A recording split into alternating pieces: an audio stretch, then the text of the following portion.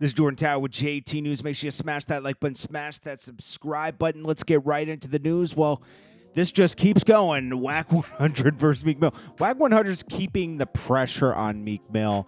I don't think just to pick on him, but also in a way to kind of stop people from talking so crazy all the time. Meek Mill talks crazy. Like, he's like, yo, we don't condone that rat, and when we catch up with them, we're going to catch up with them. He continually perpetuates this vibe that he's going to do something about it, you know, and if you run up on him, it ain't going to be a good look for you. And if anything, Tekashi being who, you know, the whatever he is, you know, he's basically, he's someone who told on a bunch of people. He was living a lie and turned on everyone. But it's also their fault for letting Tekashi in. You know, so that's a whole nother topic. Tekashi, Meek Mill has been, you know, warning and kind of threatening Tekashi for a long time on the net. Wack 100 brought up the fact that academics, he did this on Clubhouse. Meek Mill's been pressing academics who isn't from the street. But Meek Mill's trying to control a narrative and keeps threatening academics like, we know where your address is at. We could have been pulled up. Da, da, da, da, da. But you know what? Meek Mill keeps talking a game that he's not gonna do that kind of stuff. Because he has too much to lose. He didn't run up on Safari when Safari was at the awards. His homies did. He didn't. Okay? He's trying to live this like Godfather type of movie type of life, you know? Life isn't a movie. Breaking news. Life isn't a movie, okay? And you know what, Meek Mill, we all appreciate his rapping ability. We respect the craft. But he's trying to live a life that, yeah, he comes from, what does he say? What do you call it? The trenches. He calls it comes from the trenches. A lot of people come from the trenches. Not everybody that comes from the trenches is a gangster, okay?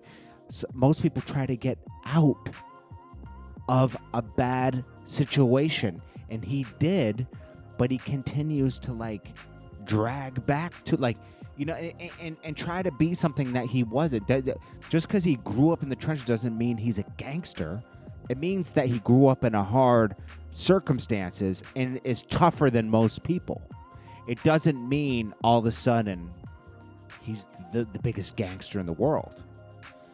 So when he's on here threatening and warning people constantly on social media, and he's been wanting to smoke with Tekashi.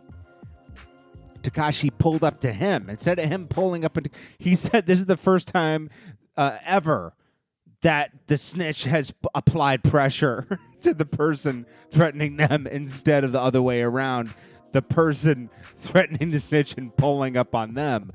This is a reversal. Tekashi brought it to him. He said, okay, what's up? You've been talking? What's up? And Meek Mill did nothing. And Wack made a good point. I don't agree with everything Wack 100 talks about. I don't like the way he spoke about Nipsey, but he's right about this.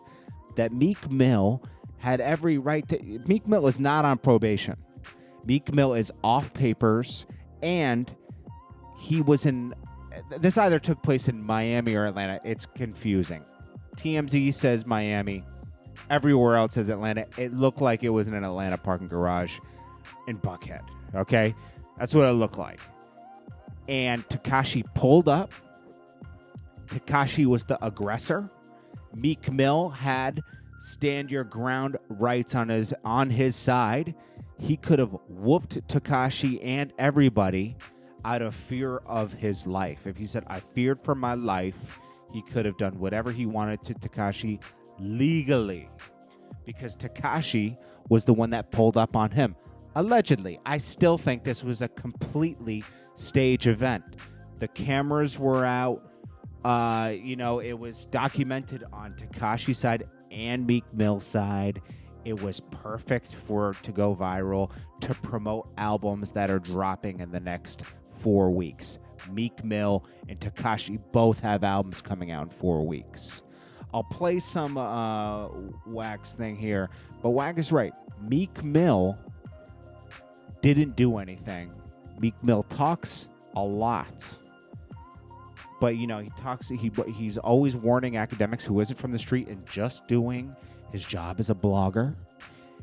Meek Mill is doing above and beyond his job as a rapper. He wants to portray as a street rapper and doesn't live by street rules. And then he keeps saying, you know, I'm gonna do this, I'm gonna do that, and he does nothing. So it's like, just leave it alone. Wack said, and also I don't like. It's kind of funny coming from Wack because he does always warn people too. But I'll agree with the words he said. Meek Mill is perpetuating violence all the time. He's putting that vibe out there. And yes, it's the reality of the world. But to continue to do that just fuels it more. So Meek Mill is not in the right. This is a huge. It's an L for Tekashi. It's an L for Meek Mill. It's lame. Okay, and this is going to continue. And I think that it's kind of important that this issue gets pressed on him, and that someone's pressing him on this, because it's corny. This whole thing is corny, and you don't want this to be like, you know. There's no way of talking your way out of this. You took an L. You can't say, oh, I didn't want to get in trouble, or he's trying to set me up. Nobody's trying to set you up, because you know what? You're not on probation anymore. And I'm glad everybody's glad you're not on probation anymore. But you don't have these risks anymore. You're a free man. You don't have probation looming over your head. You're free. You're free to exercise every law that goes in your favor, and stand your ground was one of those laws, because you were either in Georgia or you were in Florida, and those laws apply.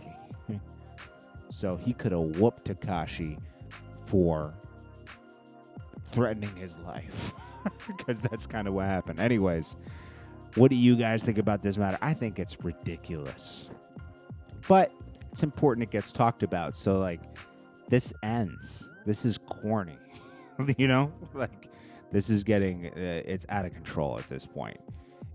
They should just let Tekashi be where he's at. He already ruined his own career to a huge extent. The whole Little Dirk thing that he went through, that ended up as an L in his, that was a huge loss. He hasn't been the same since, but he's trying to turn back up in 2021. Just let him be. Meek Mill should have just ignored him, because he's not looking for those kind of problems. He should have just ignored him, laughed, got in his car. But I think this was completely staged. Anyways, let me know what you guys think. Just to correct everybody, we are in Miami. This happened in Florida. Hey, look, Meek, let me tell you what's something every nigga know. This why I beat the Snitches case, nigga, hands down. It's a rule out there called stand your ground. Any nigga approach you in an aggressive, threatening way, you can hit that nigga with a shovel. You ain't gonna do a day in jail. So, and let's say he is with the police, nigga.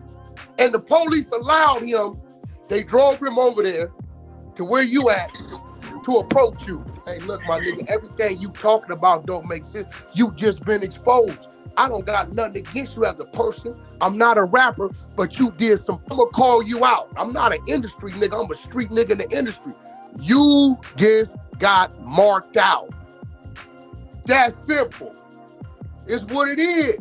What you need to do is just mind your business, stay out of this real, and don't think you're gonna get some amnesty from niggas like me when you do some busting. That's it. It's that simple. Facts. When you come on, identify if you're a civilian or if you're from the streets. If you're a civilian, I don't got no back and forth for you, because your understanding of our rules and where we come from is zero. If you're a street nigga, you got some explaining to tell me. Meek Mill posing as a street nigga is exempt from the obligations of a street nigga on what we supposed to do and how we supposed to conduct ourselves. Is that what you were saying? Because when a street nigga see a rat that he got a problem with, by all right, he's supposed to get rid of that rat. Am I right? Yeah, you right. Listen, you've never heard me say, when I see 6ix9ine, a nigga, you whoop, whoop, whoop, whoop. If I seen that nigga in a mall right now, I'm not gonna say a mother word. I'm not looking for him to do nothing to him. This man made himself the spokesperson as a 6ix9ine killer. And nigga, you this, this. Nigga, why you niggas, what's this nigga, academics, nigga, we gonna keep on doing this, we gonna do something to you. Okay, the nigga pulled up on you. 6ix9ine is not a police, my nigga. He's a rat. In the streets, things happens to rats. Talking about he's the police, nigga.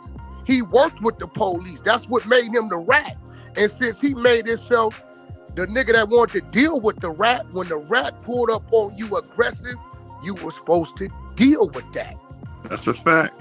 Let me tell y'all what happened. Let me tell you what happened. See, this what happened. Usually in this situation, the aggressor controls the narrative, meaning he know where the rat is at and he could make the decision to pull up at this club or pull up over here or don't pull up. Nigga, what happened is this nigga 6ix9ine defied the rules and he pulled up on him. The nigga was really in shock. Right? Usually, and that's how you know. Sorry for cutting you off. That's how you know he not solid though. Because it was supposed to go. Hey, look, you ain't pulling up on me nowhere. Ain't a nigga pulling up on me, no nigga. You should be pulling ready up to go nowhere, and it ain't getting live any way you want it to get live. However you want. I'm a street nigga. When I step out this house, when I walk around this house, I'm prepared to deal with whatever I'm confronted with. That's whatever. Them niggas in there making these songs. And then you making yourself the spokesperson and the advocate. Right now you worried about going to jail. Nigga, how you gonna go to jail? You ain't got no, they just cleared your whole record, nigga. You ain't on no paper. You in Miami. The man pulled up on you, nigga. Nigga, what you talking about? If we pull up in the club and it's day team and my team and we looking for each other, we thumping. We ain't saying, hey, look, we worried about going to jail. No, nigga, it's on. Stop portraying yourself to be that.